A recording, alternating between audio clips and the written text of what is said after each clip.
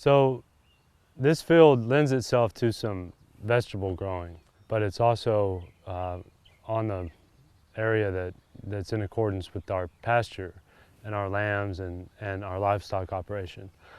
So there has to be kind of a marriage, if you will, of pasturing and doing vegetables.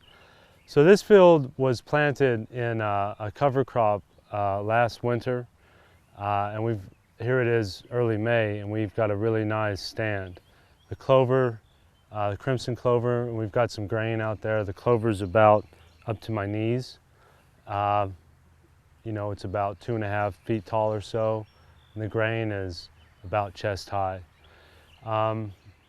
These cover crops are flowering, so they've reached their peak biomass, which is a really good time to incorporate them or to lay them down for getting them incorporated and transitioning to the next step, the next planting of either more cover crops for summer or vegetables. Normally a lot of folks would mow it and then disc it and plow it. Some folks wouldn't even disc it, they would just plow it, turn it under. We've played with crimping the cover crops, and we've also played with flail mowing, and those are really good methods.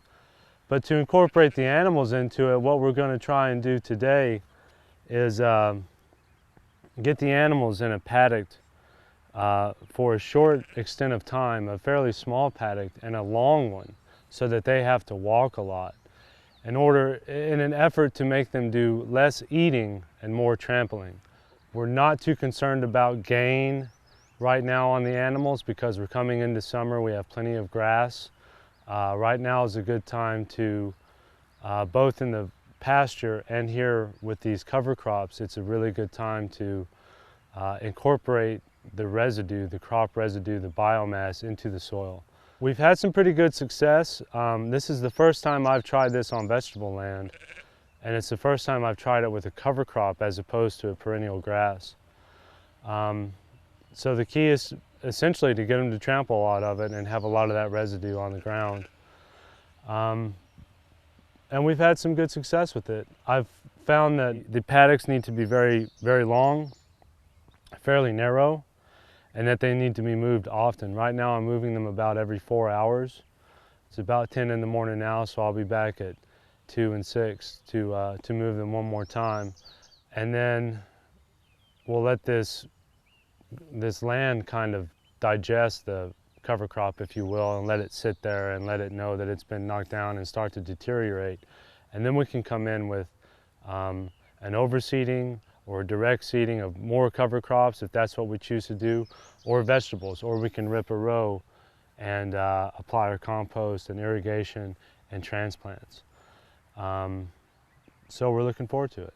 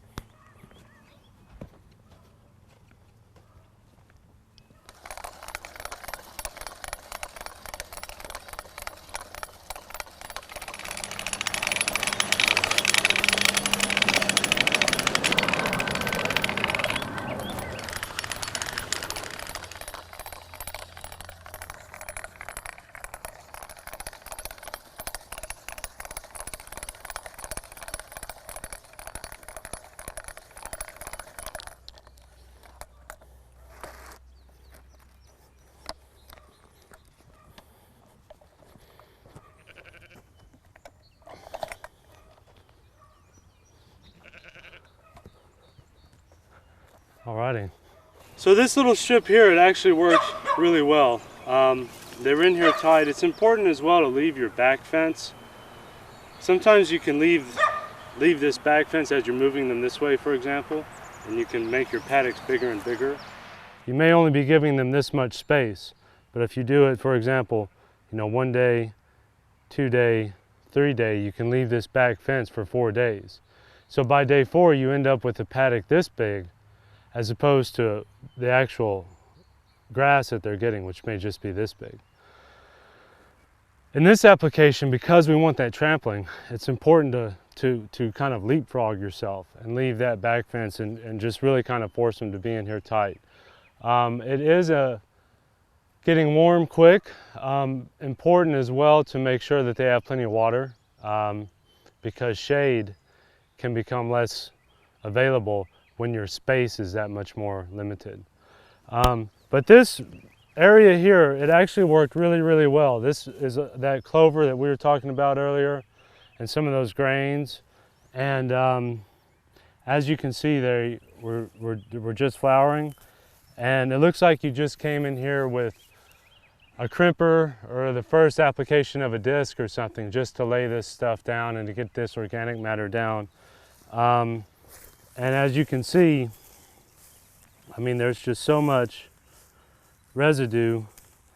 I mean, I think I've got one plant here, and like I said, it's about up to my knee. So this area was really full of this good stuff, and now it's getting laid down. And then here under the soil is of course shaded and moist, and it's a good environment for the microbes. And that trampling of the hooves and that action really helps to incorporate this and give a good contact for the soil and the soil life and the food web there. So we'll keep trying to duplicate this and just move on down the line. In the interest of full disclosure and being an educational farm, this is where it kind of worked. We still have some clover up remaining and some of the grain. It's kind of splotchy and patchy. This paddock was a little too big. That's the result of that. So you didn't get as much of the trampling effect as opposed to this one that we saw a little bit earlier, which is really nice and flat. And we want this more complete level. But again, the way to get that is to keep your paddock small, keep an eye on your animals. Don't limit them, move them whenever is necessary. I've got it down now to, like I said, about 4 hours, or I can make the paddock half as big and move them every 2 hours. Those things are going to depend. But it's important to have that connection with them and to try stuff. This is an attempt to give them a little more space, and it essentially worked, but not quite as well as it could have. So again, we're going to knock it down like this.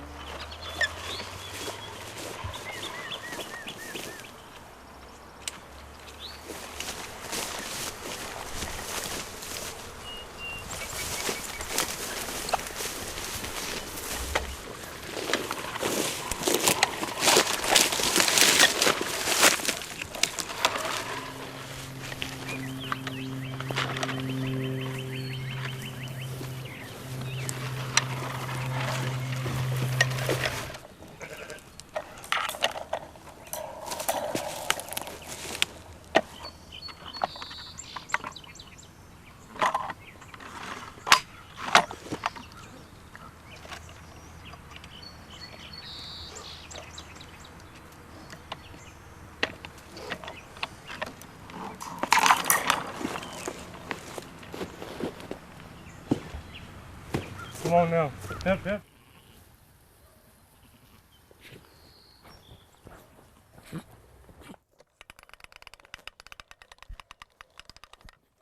Come on now. Ho, ho, ho, ho.